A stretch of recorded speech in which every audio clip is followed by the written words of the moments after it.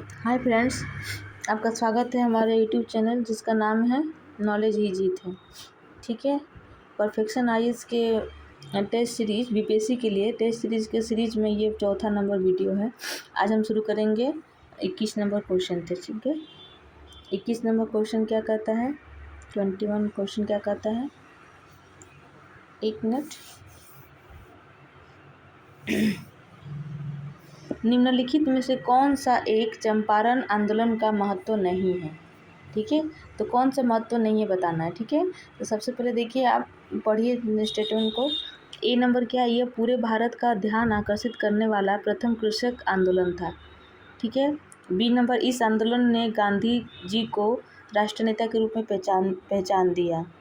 ठीक है, और ये भी सही है आपका, ये भी सही है। ठीक है। सी नंबर क्या है, इस आंदोलन ने किसानों को कांग्रेस के करीब लाने में महत्वपूर्ण भूमिका अदा की। ये तो बिल्कुल सही कह रहा है। कांग्रेस उस समय एकजुट हो गए थे जब जिस समय किसान चंपारण आंदोलन शुरू हुआ था। ठीक है, और गांधी जी इसका नेतृत्व किए थे। उसमें गांधी जी को राष्ट्र नेता के रूप में पहचान किया गया। ठीक है, चौथा स्टेटमेंट क्या है, इस आंदोलन ने कृषक समुदाय को स्वतंत्रता संग्राम से दूर रखने, ये तो एकदम गलत है। ठीक है, क्योंकि इस आंदोलन में कृषक वर्ग की वजह से ये आंदोलन हुआ था। ठीक है, तो ये कृषक वर्ग को कांग्रेस में जुड़ने का ये मौका मिला था इस समय। ठीक है, कांग्रेस से बहुत सारे कृषि करने वाले लोग ये कांग्रेस से जुड़े थे। ठीक है, तो इसलिए ये चौथा गलत है। तो इसके हिसाब से हमारा आंसर क्या होगा, डी। हमारा आंसर होगा डी।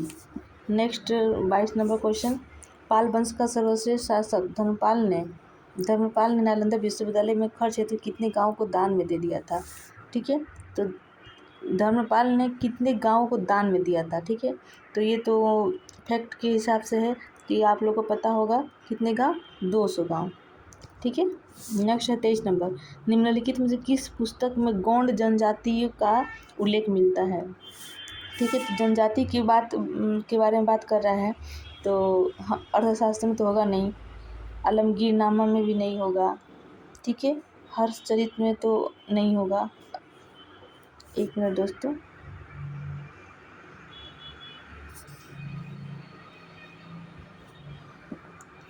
तो क्या इसका आंसर होगा, एक मिनट, अकबरनामा। ठीक है, इसका सही आंसर क्या होगा, अकबरनामा। अकबरनामा में गोंड जनजाति के बारे में बताया गया था। ठीक है, तो ये जो अकबरनामा है अकबर के शासनकाल का इतिहास है। इसमें गढ़ कटंका के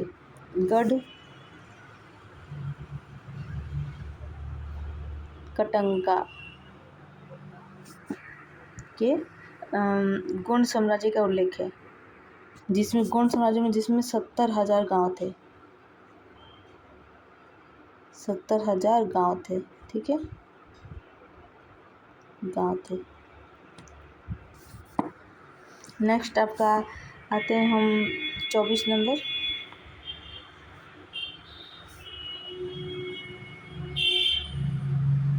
क्वेश्चन देखिए, निम्नलिखित में से कौन सा कथन शुंग वंश के संबंध में असत्य है। ठीक है, तो शुंग वंश के संबंध में असत्य पता करना है। ठीक है, सबसे पहले आपको देखना होता है सत्य या असत्य, सही नहीं है या सही है क्या। इसको आप सबसे पहले कभी भी गोला कर दीजिए ताकि आपके ध्यान में रहे। अब देखिए, इसमें से पढ़ना, आप सारे स्टेटमेंट को पढ़िए। ठीक है, तो कौन सा असत्य है पूछा। शुंग वंश का संस्थापक पुष्यमित्र शुंग मौर्य सेना के सेनापति थे, एकदम सही है। ठीक है, बी नंबर क्या है, पुष्यमित्र शुंग का पुत्र अग्निमित्र शुंग कालिदास द्वारा रचित मालविका अग्निमित्रम का नायक था। अग्निमित्र शुंग मालविका अग्निमित्रम का नायक था, ये भी सही है। ठीक है, नेक्स्ट सी नंबर क्या है, शुंग वंशी शासक वसुमित्र को यवनों ने पराजित किया था। ठीक है, तो यवनों ने पराजित तो नहीं किया था, तो इसको किसने हराया था, यह यवनों को हराया था। जो वसुमित्र है यवनों ने पराजित किया था लिखा है ना, तो ये गलत है क्योंकि वसुमित्र ने यवनों को हराया था। वसुमित्र ने यवनों को हराया था, न कि यवनों ने वसुमित्र को। ठीक है, तो इसलिए ये गलत है। नेक्स्ट क्या है, धनदेव के अयोध्या अभिलेख से पता चलता है कि पुष्यमित्र ने 2 अश्वमेध यज्ञ करवाए थे। ये सही है, ठीक है। इसका सही आंसर क्या हो जाएगा इसके हिसाब से, आपका कौन सा असत्य है, तो सी नंबर असत्य है। क्यों, क्योंकि शुंग वंशी शासक वसुमित्र को यवनों ने पराजित नहीं किया था, वसुमित्र ने यवनों को पराजित किया था, ठीक है, सही है। नेक्स्ट आपका है 25 नंबर। अब देखिए शुंग वंश के बारे में कुछ जान लीजिए। शुंग वंश का स्थापना 185 ईसा पूर्व 185 ईसा पूर्व में हुआ था शुंग वंश का स्थापना, ठीक है। 185, अरे तो हम लिखेंगे नहीं ऐसे, आप ऐसे नोट कर लीजिए। 185 ईसा पूर्व में हुआ था शुंग वंश का स्थापना, ठीक है। और पुष्यमित्र शुंग ने अंतिम मौर्य शासक बृहद्रथ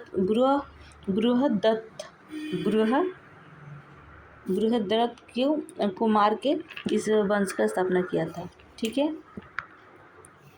नेक्स्ट आपका क्या है, उसके बाद पुष्यमित्र शुंग ने बृहद्रथ की हत्या सेना निरीक्षण करते समय किया था, ठीक है। जब वो सेना लेके गया था उस समय सेना निरीक्षण कर रहा था कि मतलब सेनाओं का निरीक्षण करते समय सेनाओं को देखते समय उसका हत्या कर दिया था, ठीक है। और नेक्स्ट आपका देखिए उसने परम सौगात की उपाधि, जो पुष्यमित्र शुंग है ना, पुष्यमित्र शुंग ने परम सौगात पुष्यमित्र शुंग ने परम सौगात की उपाधि धारण किया था, परम सौगात, ठीक है, परम सौगात की उपाधि धारण किया था। नेक्स्ट 25 नंबर क्वेश्चन पे आते हैं। 25 नंबर क्वेश्चन क्या है, वीरशैववाद के बारे में निम्नलिखित कथनों पर विचार करें, ठीक है। वीरशैववाद मतलब ये क्या पूछ रहा है, इसके बारे में विचार करना है और कौन से कथन सही है बताना है, ठीक है, कौन से कथन सही है बताना है। तो सबसे पहले देखिए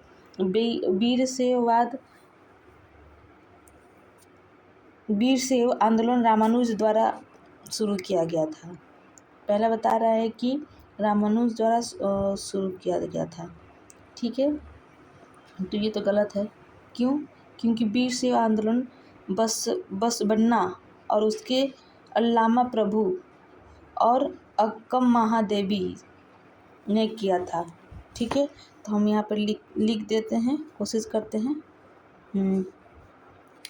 सॉरी दोस्तों, ये लिख नहीं सकते हैं एक्चुअली, मेरे पास आईपैड नहीं है, ये टैबलेट है, इससे लिख नहीं सकते हैं। इसका डिस्क्रिप्शन में आप इसका लिंक डाल देंगे, आप देख लीजिएगा इसको डाउनलोड करके, ठीक है। तो वीरशैव आंदोलन को फिर से बता देती हूँ।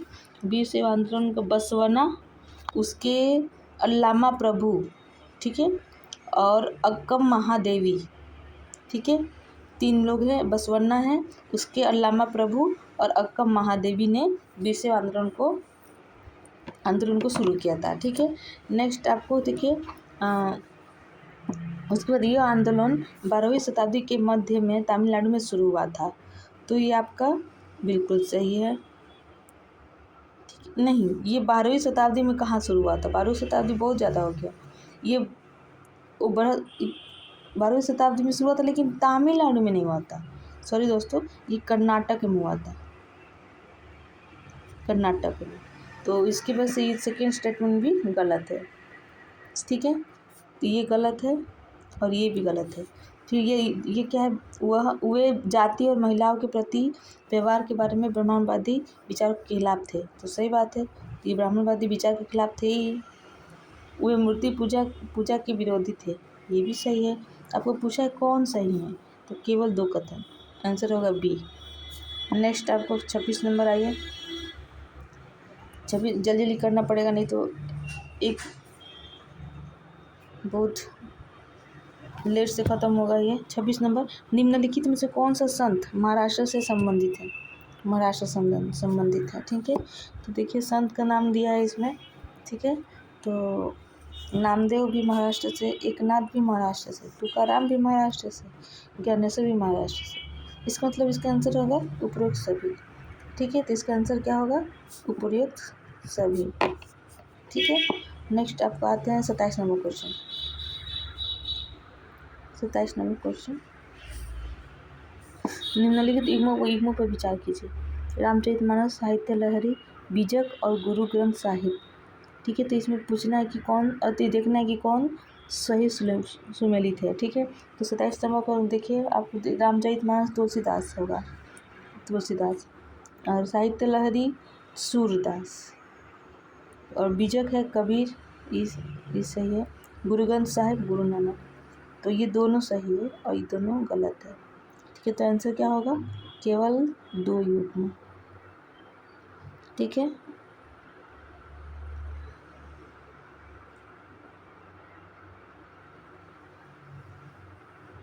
केवल 2 युग्म।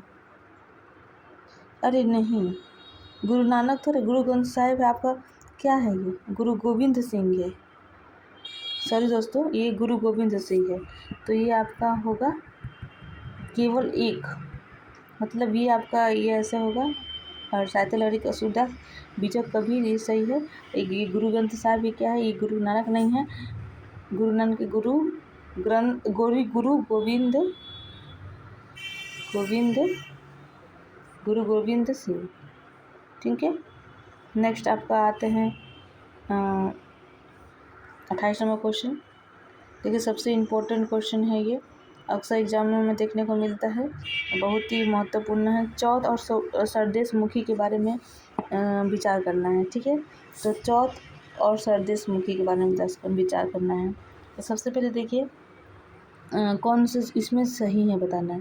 तो चौथ और सरदेश मुखी करों की कल्पना संभाजी के शासनकाल के दौरान हुई थी, एकदम गलत। ठीक है, ये संभाजी के शासनकाल में नहीं हुई थी, ये आपके शिवाजी के शासनकाल में हुई थी, शिवाजी के। ठीक है, और नेक्स्ट क्या है, सरदेश मुखी का मतलब मूल रूप से मराठा साम्राज्य के जागीरदारों को दिया जाने वाला सकल राजस्व या उपज का 1/4 हिस्सा यानी 25% था, मतलब है। तो ये भी गलत है। क्यों गलत है, क्योंकि चौथ का अर्थ मूल रूप से शत्रु या विदेशी राज्यों से मराठा साम्राज्य के जागीरदारों को भुगतान किया जाने वाला 1/4 यानी सकल राजस्व का उपज का 25% है। बदले में कर का भुगतान करने वाले राज्य को आश्वासन मिलता था कि शत्रु राज्यों के विरोध में मराठा सेना की ओर से आक्रमण नहीं किया जाएगा। ठीक है, जो उनको सरदेश मुखी देंगे उसके ऊपर आक्रमण नहीं किया जाएगा। ठीक है, चौथ देंगे, सरदेश मुखी ये एक्चुअली जो बात किया गया है, ये आपका ये जो बात किया है सरदेश मुखी नहीं है, चौथ है। ठीक है, चलिए नेक्स्ट देखिए, आपको दिया तीसरा कदम, चौथ पर 10% अतिरिक्त कर लगाया जाता है। तो ठीक है, तो ये भी गलत है। क्यों गलत है, क्योंकि सरदेश मुखी एकत्रित चौथ पर लगाए जाने वाला अतिरिक्त कर है 10%, मतलब जो ये चौथ पर 10% नहीं लगाया जाता है। ठीक है, सरदेश मुखी एकत्रित चौथ पर लगाए जाने वाला अतिरिक्त कर है 10%, न कि चौथ पर 10% लगाया जाता है। ठीक है, तो अतिरिक्त कर का कारण राजा द्वारा कर संग्रह पर वंशानुगत अधिकारों का दावा करना था। ठीक है, और नेक्स्ट चौथा क्वेश्चन क्या है, सरदेश मुखी सीधे राजा के खजाने में चले जाते थे। ठीक है, तो ये तो बिल्कुल सही है, सरदेश मुखी सीधा राजा के खजाने में जाती थी, और सरदेश मुखी जो था राजा के खजाने में जाती थी, और चौथ में राजा का हिस्सा 31 सकल चौथ का 1/3 था, 1/3 था। किस में, तो चौथ में राजा का सकल चौथ में कितना था, 1/3 था।